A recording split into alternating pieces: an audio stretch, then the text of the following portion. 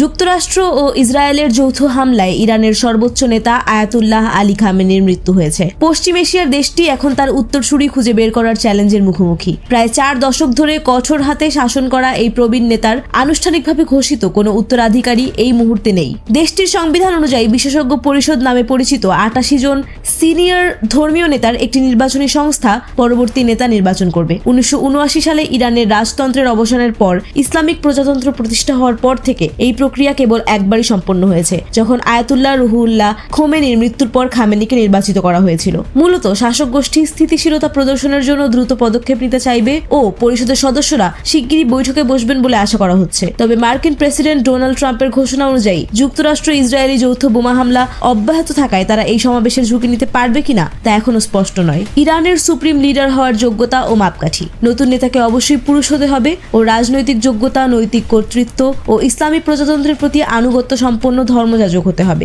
ধারণা করা হচ্ছে বিশেষজ্ঞ পরিষদ এবারও সংস্কারবাদী ধর্মযাজকদের বাদ দিয়ে কট্টরপন্থী কাউকে বেছে নেওয়ার নিয়মগুলো অনুসরণ করবে। সম্ভাব্য মুখ বা আলোচনায় রয়েছেন যারা: মোস্তফা খামেনি। খামেনির দ্বিতীয় পুত্র হিসেবে পর্দার আড়ালে তার ব্যাপক প্রভাব রয়েছে। বিশেষ করে ইসলামিক রেভলিউশনারি গার্ড কর্পস এবং বাসিজ বাহিনীর সঙ্গে তার দৃঢ় সম্পর্ক রয়েছে। তবে ইরানি বিপ্লবের প্রেক্ষাপটে পিতা পুত্রের উত্তরাধিকার বা রাজতান্ত্রিক প্রথাকে অবজ্ঞা করা হয়। এছাড়া তিনি উচ্চপদস্থ ধর্মযাজক নন ও 2019 সাল থেকে মার্কিন নিষেধাজ্ঞার আওতায় রয়েছেন। আলী রেজা আরাফি।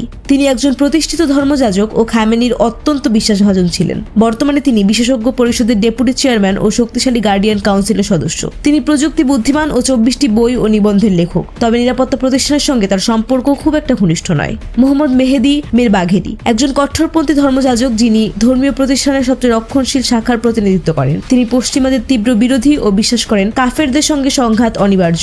সম্প্রতি তিনি গাজা যুদ্ধে উচ্চ মৃত্যুহারকে ন্যায্যতা দিয়ে বিতর্কিত মন্তব্য করেছিলেন। হাসান খোমেনি। তিনি ইসলামিক প্রজাতন্ত্রের প্রতিষ্ঠাতা আয়াতুল্লাহ রুহুল্লাহ খোমেনির নাতি। তবে শাসন ব্যবস্থায় বা নিরাপত্তা বাহিনীর উপর তার প্রভাব খুব কম। তিনি তুলনামূলক কম কট্টরপন্থী হিসেবে পরিচিত ও 2016 সালে তাকে নির্বাচনে প্রতিদ্বন্দ্বিতা করতে নিষেধ করা হয়েছিল। হাশেম হুসাইনি বুশেহরি। একজন জ্যেষ্ঠ ধর্মযাজক যিনি বিশেষজ্ঞ পরিষদের প্রথম উপচেয়ারম্যান হিসেবে দায়িত্ব পালন করেছেন। তিনি খামেনির ঘনিষ্ঠ হলেও আইআরজিসির সঙ্গে তার তেমন কোনো জোরালো সম্পর্ক নেই। উল্লেখ্য, ইরানের জাতীয় নিরাপত্তা পরিষদের সচিব আলী লারিজানি জানিয়েছেন দেশটির রোববারের মধ্যেই একটি অন্তর্বর্তী নেতৃত্ব পরিষদ গঠন করবে। সদ্যপ্রয়াত সর্বোচ্চ নেতা আয়াতুল্লাহ আলী খামেনির উত্তরসূরি নির্বাচিত না হওয়া পর্যন্ত সাময়িকভাবে দায়িত্ব পালন করবে এই পরিষদ। এরকম আরও আপডেট পেতে আমাদের এই ছোট্ট চ্যানেলটি সাবস্ক্রাইব করে সঙ্গেই থাকুন।